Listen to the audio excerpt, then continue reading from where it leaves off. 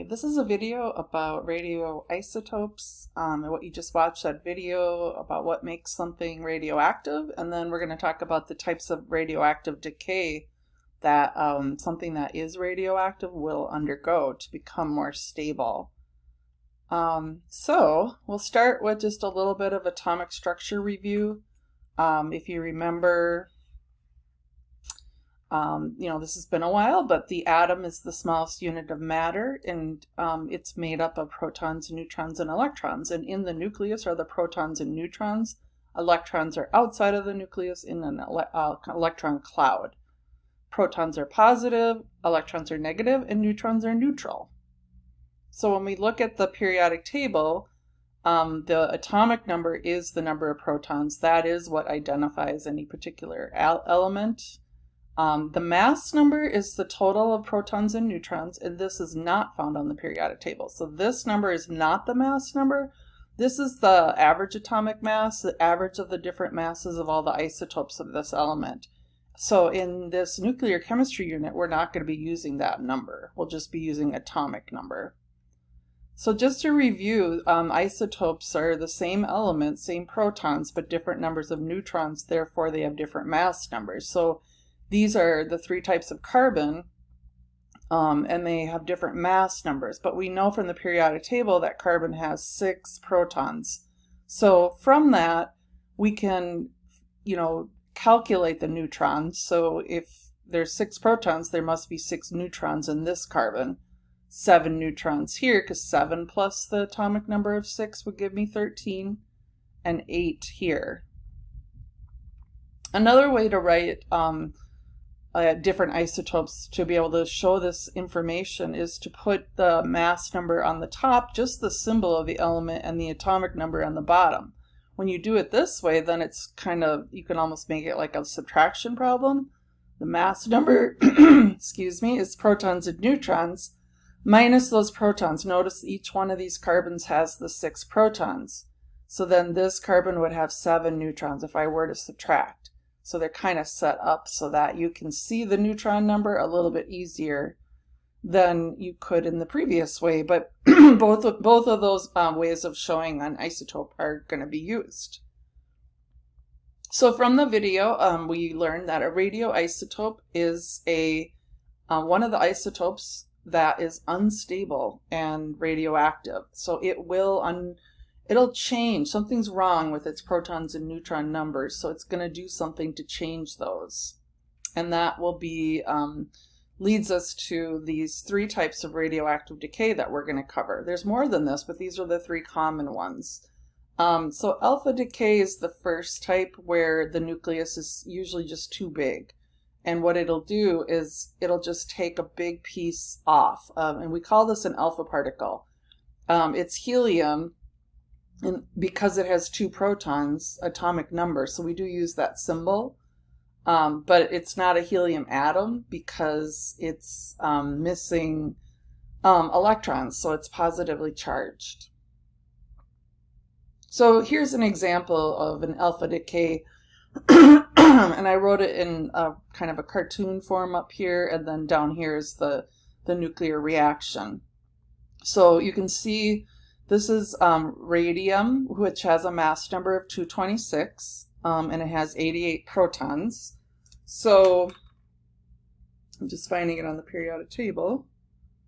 Yeah, and then what it'll do is this alpha particle will come out of the nucleus, and then it becomes a new atom. So notice this mass number went down by 4. So the sum of these is going to equal the original mass. And then the atomic number went down by 2, so now it's a new element.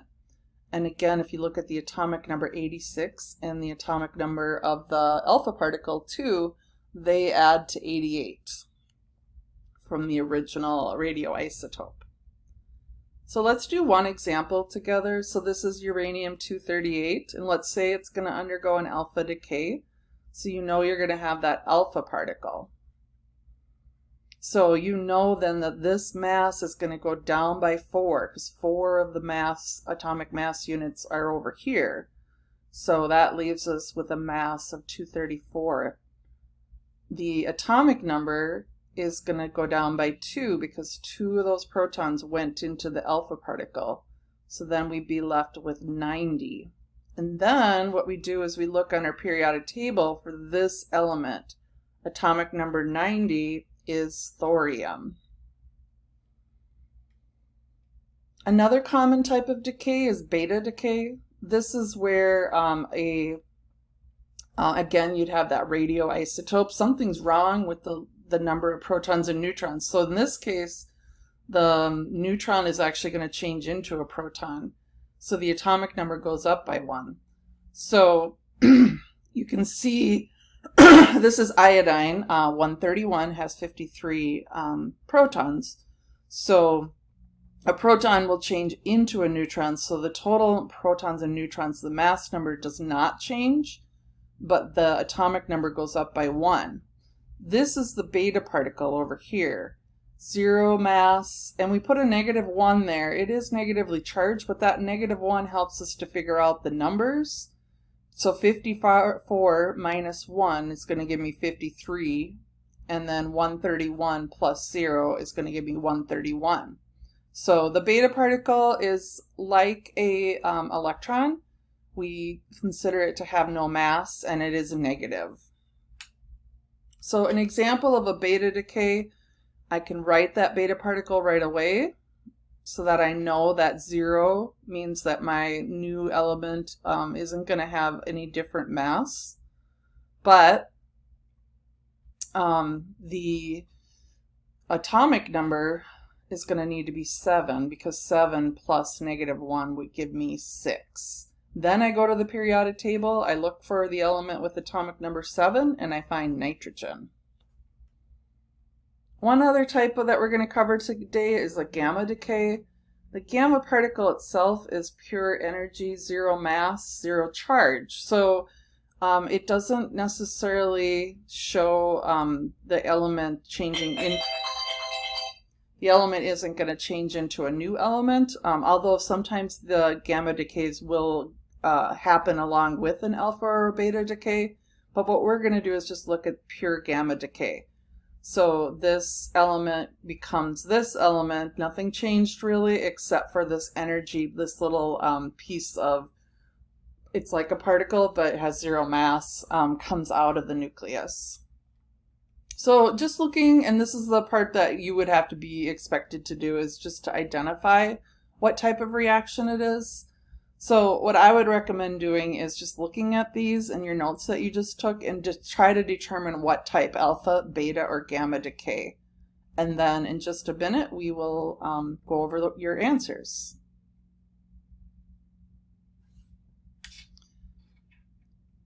So first, the alpha decay, you can kind of, if you wanted to highlight the kind of giveaway there is right here. It's giving off an alpha particle. So that's how I know it's an alpha decay. This is a beta decay because I have a beta particle over here on the right side of the equation. Remember, this is my radioisotope, and then it became this hopefully more stable element or isotope, and then it gave off a beta particle. This one down here is also alpha. Over here we have just that gamma particle or gamma or decay. And same thing here, just the gamma particle, no alpha, no beta, and here is a beta particle. There are concerns, with things that are radioactive. Some things are around us all the time and they're not harmful, and some are. So what causes a decay particle to be harmful to humans? And so let's just start with the 3 decays that we just learned about. Those are forms of, they produce the particles, the alpha particle, the beta particle, and the gamma ray. Are those harmful? So an alpha particle is pretty big and it doesn't able to go through things very well. So it's not going to go through your skin or your clothes. The only problem that it can have, and it doesn't go very far because it's so big, the only problem it can have is if you were to ingest it. If you eat it or inhale it, it can, the linings inside of your body aren't as thick as like your outside skin. Beta particles are really traveling fast and they're small, so they are able to go through much more. So your skin and your clothes are not going to stop these, but metal and glass would stop them. They only travel a few meters in the air, but they can go through much more. And then lastly, we have gamma radiation. This kind of radiation or pure energy is the one that's most concerning. It can go into our cells and ionize and damage the tissue and change the DNA. This type of radiation is the hardest to stop. It can go through most things. What can stop it are several inches of lead and feet of concrete. So this is a good image kind of to show you these particles. So alpha particles are the easiest to stop. They don't go through much. They can't even go through paper. A beta particle can go through paper, but something like aluminum foil would stop them. Gamma particles or radiation can go through all of that, except for some of them are stopped in the lead, but some are not completely, and that's why you would use the concrete in addition.